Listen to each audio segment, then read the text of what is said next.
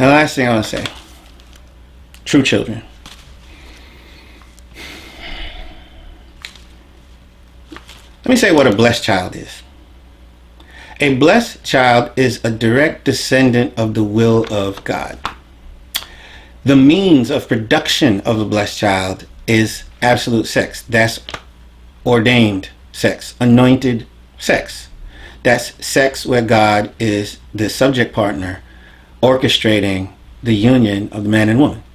Okay? So that means a four-position foundation centered on God, in other words. But it means anointed sperm, anointed egg. Okay? And the physical issue here, which relates to physical salvation, is that when physically bound on earth and bound in heaven, bound on earth is the specific 23 chromosomes in that physical sperm egg. The only reason why it reached that particular unique 23 chromosomes, I'm talking physical stuff, reaches that particular egg is because God prompted that sex act, or God anointed that couple that any sex act producing any combination of 23 chromosomes would produce a physical person with a unique song called 46 chromosomes. This is physical. God owns that physical result. This is physical lineage. This is bound on earth, thus bound in heaven. Satan stole that and became the father of physical children because he anointed the sex through fallen sex, through free sex, through steal people's sons and daughters type sex, through stolen sperm and egg type sex. Okay? So what is a blessed child? A blessed child is someone who has the originally intended connection, knowing that God was the actual cause of their existence through the agency of absolute sex. That is a blessed child. What is a true child? A true child is a blessed child. What's the difference between a true child and a blessed child? It's not a great difference.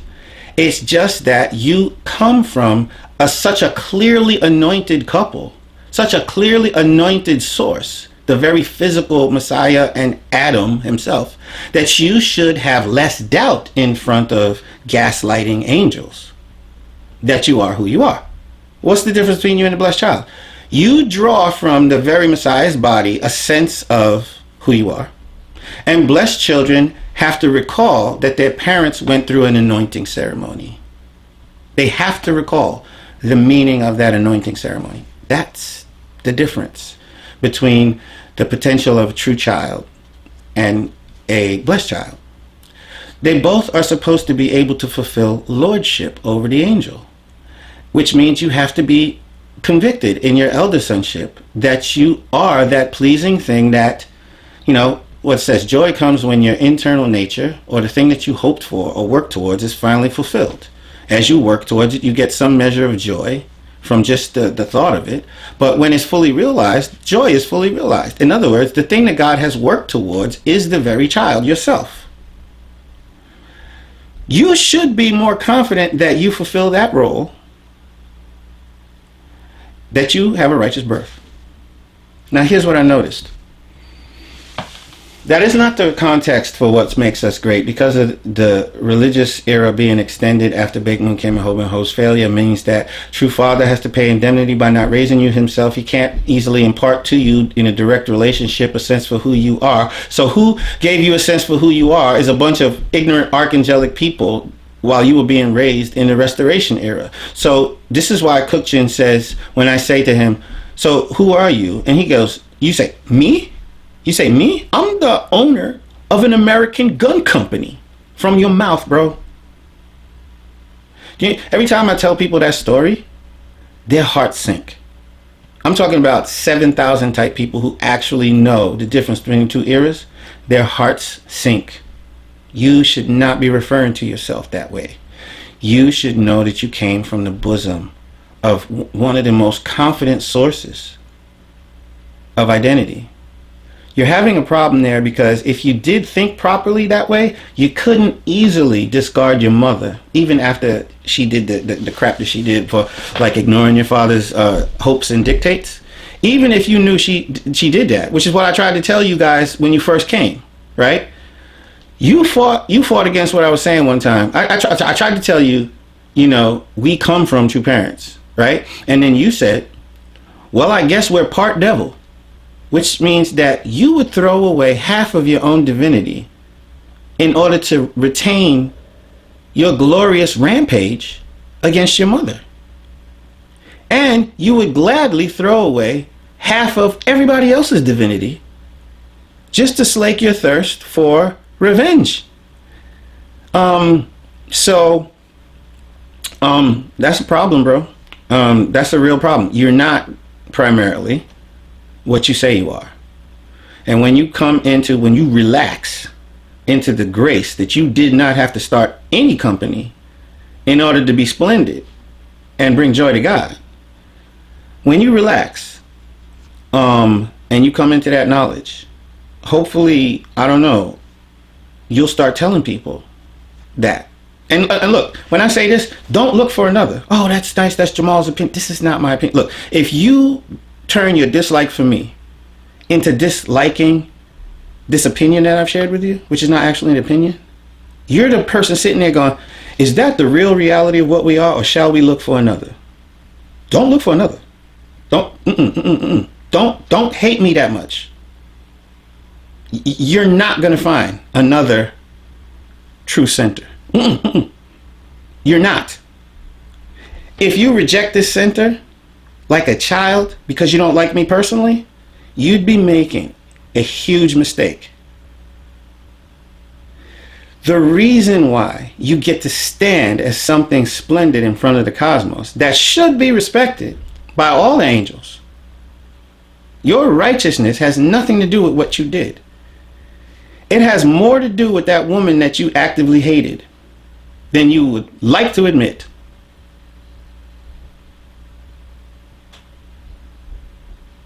And I don't know what to do for you, except just tell you the way that it truly is. I don't know you enough to understand how you're going to rearrange what's going on there for you. Don't know you that well enough. Didn't hang out with you. Didn't hang out with you close enough. But I do know that I asked you issues related to righteous birth. Father said that in the kingdom, in Chunoguk, you could register your births and your marriages. You're the recipient of a righteous birth, to be coveted by everybody who has to recall a ceremony. You don't have to recall a ceremony. You just have to recall just raw sex happening in your parents' bed. That's it. The natural way. You have a righteous birth. The most valuable thing. The second and the other most valuable thing, the righteous marriage. Your attitude towards the righteous marriage is, well, whatever it is. But when I asked you, aren't our spouses the most valuable thing we were given? You know, do you remember what you said? You said, no, the Constitution is, which is an incredibly obnoxious thing to say about a document that, let's face it, you basically wrote. So you think that something that you created by your hand in front of the whole cosmos and human history, even after the life of your father, it's the most valuable thing that God has to give? No, it's not. No, your document's not. But let's go with that for a second. Okay. The real Constitution is the accretion of the original minds of liberated citizens who walk in absolute faith, which means the mind of God. Which is why Father said that he said, my words will be the Constitution. Because True Father's words are the center of how I grasp, how did Hyunjin put it? The hermeneutic grid of how I grasp who I am in cosmic history. That hermeneutic grid is Father's words. So that is the basis of the Constitution. The living Constitution is the accretion of all the righteous acts and know-how and values of elder sons, people who have come into mature knowledge of what their existence means to their parents. People like, well, Isaac's attitude. Isaac knew how much he meant to his father. One favorite lecturer, Wellborn Roger, he used to always make a point that when God talked to Abraham, that's the first time the word love is used in the Bible. He said, take your son whom you love and make a burnt offering of him. Isaac knew how much he was loved. Isaac knew how much surrendering to that offering table, what it meant to his father, who had failed the other offering years earlier. He did not want his father to be in pain for failing God again.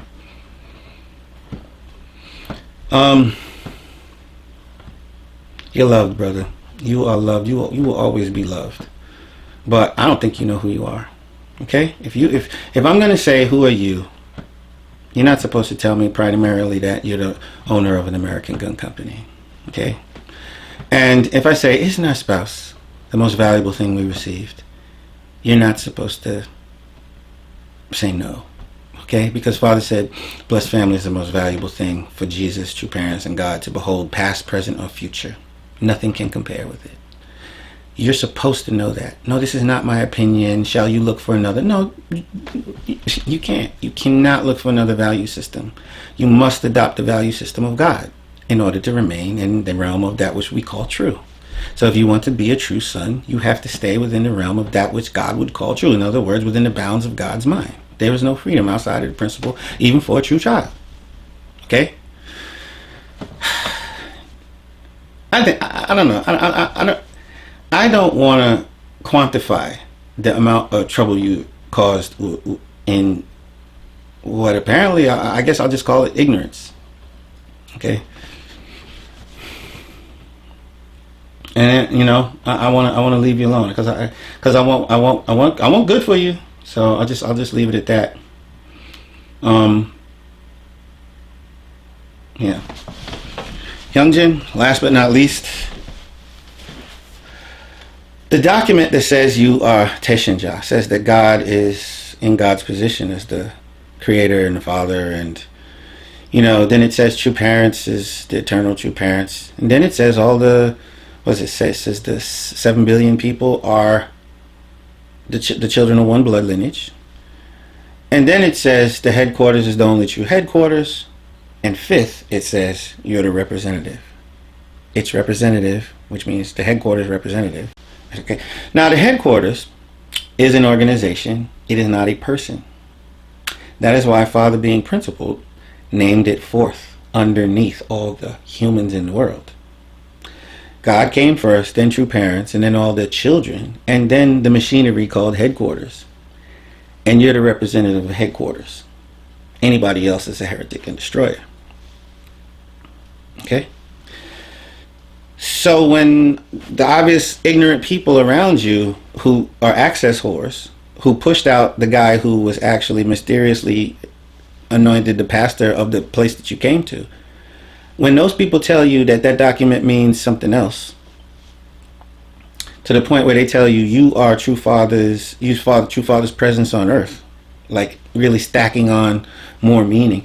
Don't you see, Father listed God first because he was protecting God's position from being misunderstood by calling you representative. Then he said true parents, the same, and then he also protected all of humanity from being molested by the headquarters, by the church, by organization. But to trust that the church is operating according to its mandate, you should be recognized as the representative of the headquarters. Otherwise, maybe the church couldn't function at all, because we are rightly coming into a time where all the lust fighting over positions within organizations, with all these people with their false gods, they did what they did to you. You can't really trust who got to the top seat and who's really calling the shots, because it's a place filled with lust. That is why you specifically were named to clarify all that realm of lust. And within all that realm of lust, you were specifically named in order to clarify that the organization was functioning at least according to its purpose. Now, because you failed to realize that it's a principle of fallen archangels and their false value systems that destroy the church, you promoted upside down kingdom, but then you failed to recognize that the same spirit refused to allow upside down kingdom in your own organization. So you are the representative of your organization and you're responsible, but your organization is just as guilty as the one that you couldn't stand, the one that you left back in Korea. And do not worry about any pain done to me personally. I was man enough to pass pretty much all those tests and take responsibility for any mistakes that I made where I set myself up. Okay? I wrote the rebuttal to Lourdes when I thought, nah, I don't have to. Because I submitted to Robert after he begged the shit out of me. I don't blame anybody for that. That's one of my regrets.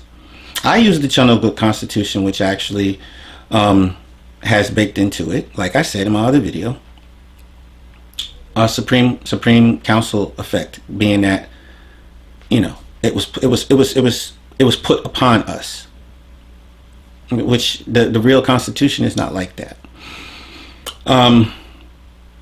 But I also regret that. One time you wanted me to make apologies, and I couldn't make apologies for, like, bullshit apologies, like Clintonian non-apology apologies. But if I had to apologize for things that I'm going to be apologizing to myself, you understand? Because things I regret. Things I regret. On the other apologies is like apologizing to a person that doesn't know that you're trying to help them. And so while you're trying to help them, you do something bad, like pouring alcohol on a wound in a kid, and the kid thinks you're mean. But the alcohol is going to disinfect the wound. Like, you say to him, I'm sorry, baby, I'm sorry. This is the kind of apology that I could have. You want that kind of apology from me? Like, I'm a grown man. I'm telling you the things that I regret. I did not have to write a rebuttal. But, you know, it's fate. It was really, you know, sometimes it's just fate. Somebody had to uncover the stuff going on around your movement. Somebody wanted to keep the door open spiritually for the same stuff that you were escaping in Korea. It wasn't me. And they singled me out, and I'm not there anymore. Okay? So,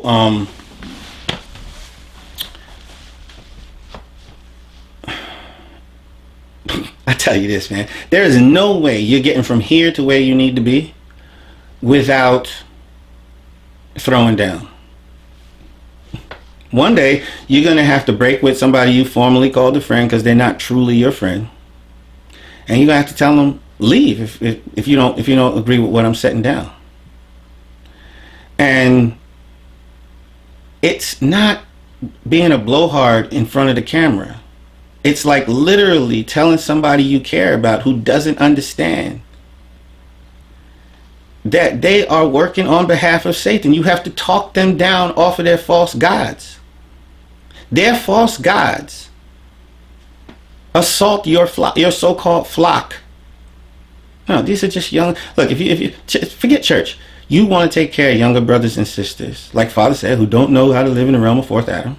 Some of them are infected with the old era thinking, and you have to teach them that they have outdated mode of thinking, and then replace it. Like when I said, no, it's not about Cain Abel anymore. It's about the vertical responsibility person and the horizontal responsibility person working together. Because that's what Father said. He transposed from one paradigm to the next.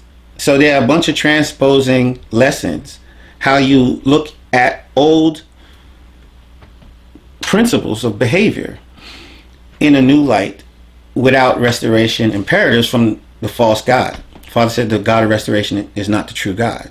Okay, so that type of God from restoration, the stuff he said has to be transposed. So, you know, while you're helping people that are really addicted to the old era, like your favorite friends, sometimes they're really going to fight. They could just taste it. They have unfinished business with the old era. And you're going to have to rebuke them.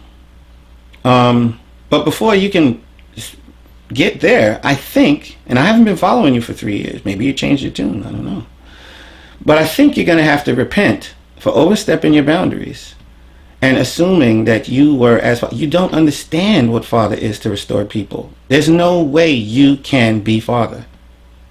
Father is the Father that I needed in order to be born properly, so that I could turn to the old father, Satan, and say, bullshit, you're not my father anymore.